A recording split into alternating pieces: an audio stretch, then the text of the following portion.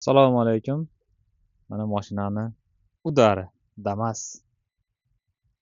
O'zbekistonda legenda mashina Damas'ni akalarimiz uchun mana Koreyaga olib ham Damas minaman deganlarga oldida ikki kishi o'rindiq, orqasiga yuk yuklab olib, pedal qiladimi yoki bir qanaqadir yuk yoshidimi o'zi biladi nima ish qilishdi.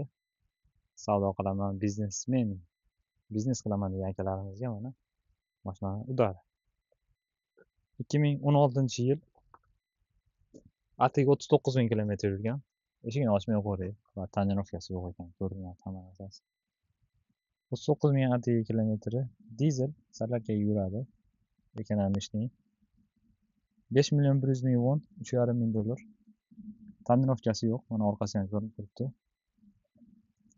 Kalitga yuradi mashinamiz. Mashinani motordan boshqa hech narsasi yo'q. Atrofga to'rtta balon, ikki kuzovdan boshqa hech narsasi yo'q. Ochiq aytaveray. Mana yukni yuklab olib akalar. Lekin yonbosh qilib bo'lsa 4 ta xolodilnik bemalol sig'adi. Katta. Tangerdan yuk yuklayman, biznes qilaman degan akalarimiz uchun Damas ideal holatdagisi. Mana balonlari ham normalniy. Olib, minib, pul topadigan joyi mana Damas udari 5 100 000 won, 3,5 ming dollar. Atigi 39 000 kilometr. Bitta dizelni qo'yib olib, salakani qo'yib, ancha minadigan joyiga mana udar holatdagi Damas. Kelib bemalol test drive qilib ko'rishingiz mumkin.